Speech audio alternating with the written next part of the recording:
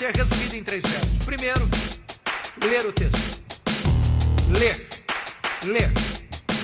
Você já viu um pregador subir ao púlpito e ele atropela o texto que vai pregar? Ele lê o texto atabalhoadamente. Quando você vê tal coisa, o que você pensa? Ele não se preparou. Ele não conhece nem o texto. Ele não gastou tempo. Talvez ele esteja dizendo o seguinte: o que importa aqui não é o texto que eu estou lendo, é o que eu vou falar depois. Deixa eu dizer uma coisa para você. A parte mais importante do sermão é o texto. Porque só vai ser sermão se ele for o texto que ele leu. Então é uma recomendação: leia o texto 1 vez, 5 vezes, 10 vezes, 20 vezes. Leia. Deixe que esse texto entre em você. Se possível, decore o texto. Leia com entusiasmo, leia com vibração, porque quando a pessoa vê você ler o texto e diz: esse homem tem alguma coisa para nos dizer.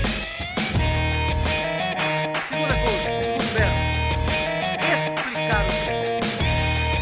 Alguém nos dizia que pregação é explicação do texto. A não ser que você explique o texto, você não pregou. Você conhece aquele tipo de pregador que lê o texto, vai embora do texto, nunca mais volta para o texto? Ele viaja, faz viagens internacionais e espaciais. E você pergunta: meu Deus, mas por que ele leu esse texto?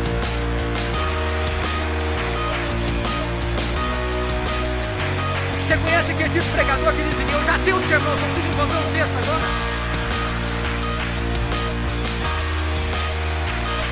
O sermão emana do texto.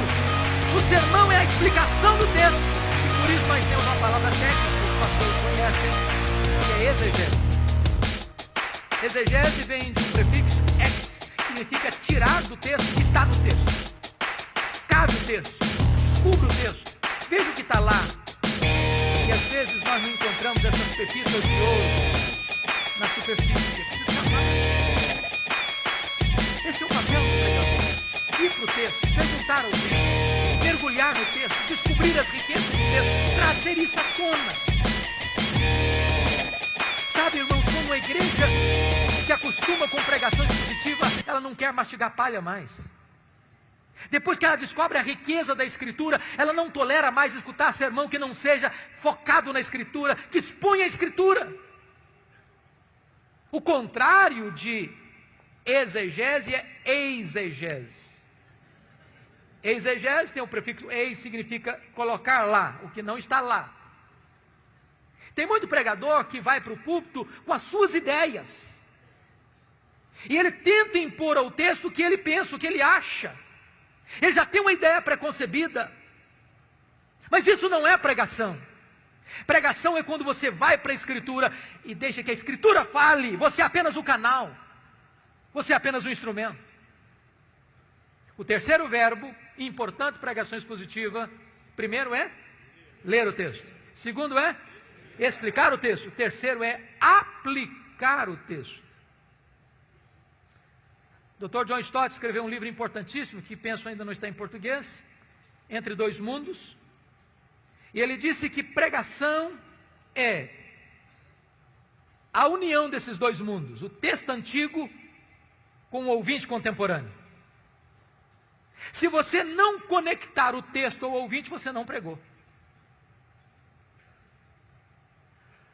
Pregação não é um discurso diante do auditório. Pregação é uma palavra ao auditório. A pessoa precisa entender: é com você que eu estou falando.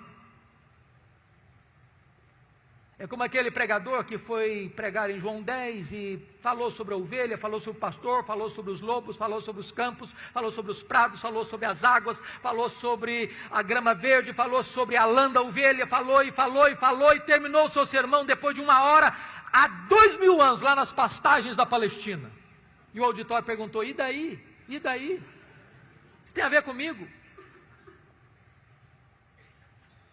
Pregação precisa ter aplicação.